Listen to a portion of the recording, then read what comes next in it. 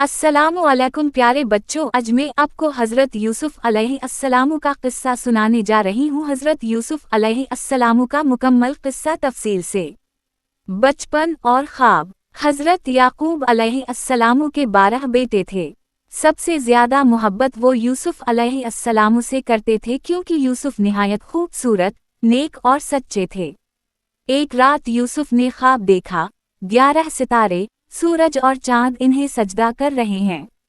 वालिद ने समझ लिया कि अल्लाह ने यूसुफ को बड़ा मकाम देना है।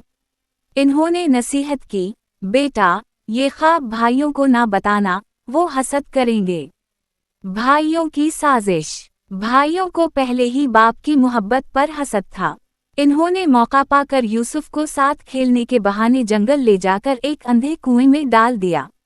यूसुफ की कमीज पर झूठ मूठ जानवर का खून लगाकर बाप से कहा, भेड़िया खा गया।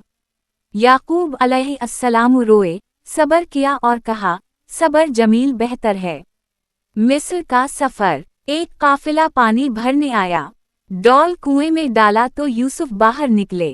काफिले वाले हैरान हुए, इन्हें गुलाम समझकर मिस्र ले गए और अजीज मिस्र यानी बादशाह के वजीर को चंद दिरहम में बेच दिया। अजीज ने अपनी बीवी जुलेखा से कहा, उसे इज्जत से रखो, शायद हमें नफा दे। पाकदामनी की आजमाइश। यूसुफ जवान हुए तो बेहद हसीन थे।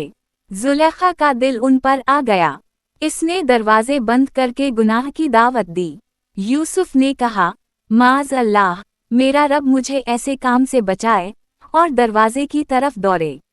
जुलेखा ने पीछे से कमीज खींच ली, कमीज पीछे से फट गई। उस वक्त अजीज आ गया। जुलेखा ने उल्टा इल्जाम लगा दिया।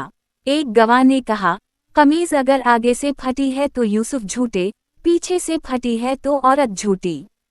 कमीज पीछे से फटी थी, मगर बदनामी से बचने के लिए यूसुफ को जेल भेज दिया गया। जेल के साल। जेल में यूसुफ ने कैदियों को तौहीद की दावत दी। 2 कैदियों ने अपने ख्वाब सुनाए। एक ने कहा, मैं ख्वाब में अंगूर नचूर रहा हूँ। दूसरे ने, मेरे सर पर रोटियां हैं, परिंदे खा रहे हैं। यूसुफ ने तबीर दी, पहला बादशाह का साक़ी बनेगा, दूसरे को सूली होगी।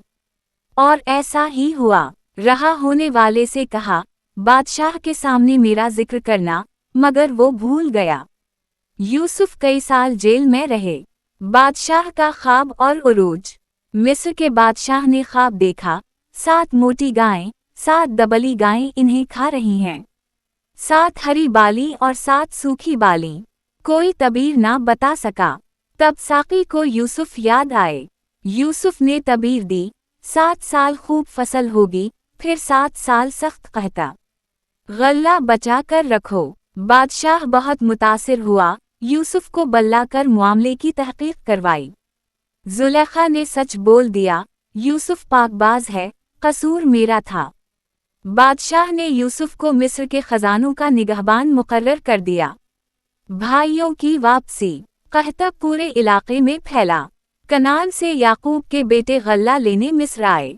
यूसुफ ने पहचान लिया, मगर वो ना पहचाने। यूसुफ ने गल्ला दिया और कहा, अगली बार अपने छोटे भाई बिन्यामीन को साथ लाना वरना गल्ला नहीं मिलेगा। दूसरी बार बिन्यामीन को लाए। यूसुफ ने एक तदबीर से बिन्यामीन को अपने पास रोक लिया।